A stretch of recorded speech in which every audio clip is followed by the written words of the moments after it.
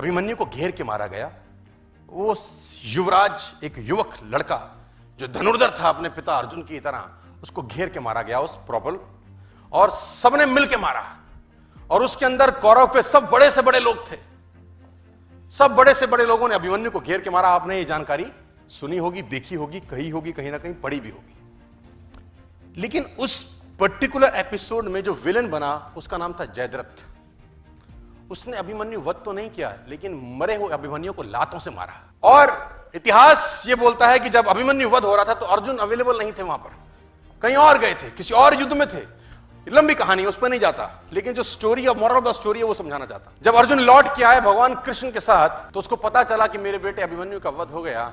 लेकिन उसको दुख इस बात का नहीं था कि मेरे बेटे का वध हुआ। बोला तो रण क्षेत्र में योद्धा तो वीर गति को प्राप्त होते ही हैं, लेकिन उसको दुख ये हुआ कि मरे हुए को जयद्रथ ने लातों से मारा।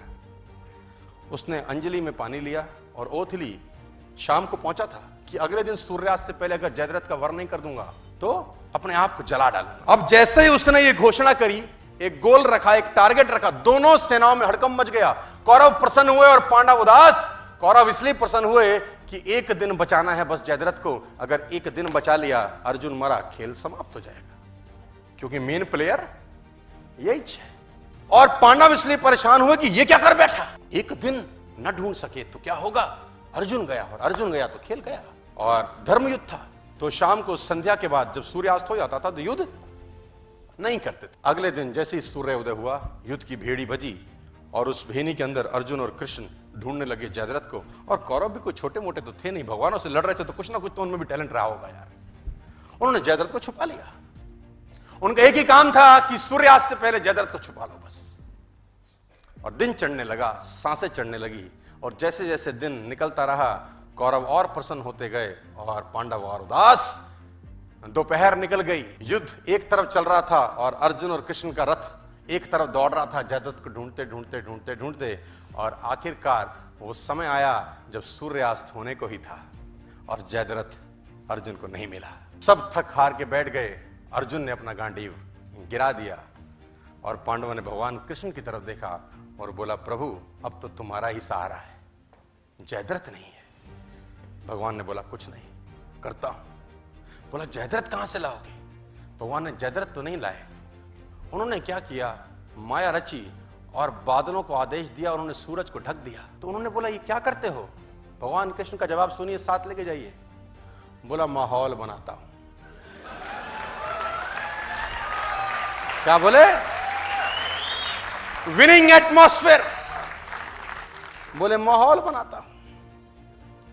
और जैसे ही बादल सूरज के सामने आए, सूरज छुप गया और उन नालायकों को लगा कि सूर्यास्त हो गया। बेवकूफ अपनी बेवकूफाना बातें बहुत जगह दिखा देते हैं। कहते हैं ना, गधे के सर पे सींग नहीं होते। वो अपनी हरकतों से बताता है कि मैं गधा हूं। जैसे ही सूर्यास्त लगा, जो कि थुआ नहीं था, कौरवों ने जयद्रथ को आगे कर दी। मन तो कर रहा है उनको ऐसी गाली दूं स्टेज पर, इस सालों घंटा 2 घंटा कौन सी चूल मचा रही थी तुमको। लेकिन कहते हैं, विनाश काले विपरीत बुद्धि। कौरवों ने जयद्रथ को आगे कर दिया। अर्जुन घुटनों के बल बैठा है, गांडीव उसका गिरा हुआ है, और जयद्रथ अर्जुन को देख के हंसने लगा और गालियां देने लगा। कौरव हंसने लगे और अर्जुन को गालियां देने लगे कि तैयारी कर चिता पे जलने की। और जैसे ही जयद्रथ सामने आया, भगवान ने आदेश दिया और बादल सूरज के आगे से हटे और सूरज सामने हो गया। और जब सूरज सामने हो गया तो अर्जुन भौचक्का सा दिखा, ये क्या है? उसने भगवान कृष्ण की तरफ देखा। भगवान कृष्ण ने बोला, देखता क्या है, जयद्रथ सामने है, उठा गांडीव और चला डाल। और अर्जुन ने गांडीव उठाया और तीर चलाया और जयद्रथ का सर धड़ से अलग कर दिया। जयद्रथ मारा गया। अब अर्जुन अगर ये सोचे कि मैंने मारा है तो वो सोच सकता है, जरूर उसने मारा है, लेकिन वो मार नहीं पाता अगर माहौल नहीं बनता। It's all about creating atmosphere, my dear friends. मैं बहुत जिम्मेदारी के साथ आपको बताना चाहता हूं, सिर्फ माहौल का खेल है। बेकार लोगों को अच्छे माहौल में मैंने कामयाब होते देखा है 15 साल में, और अच्छे लोगों को बेकार माहौल में नालायक होते हुए देखा है मैंने अपनी career. It's all about atmosphere.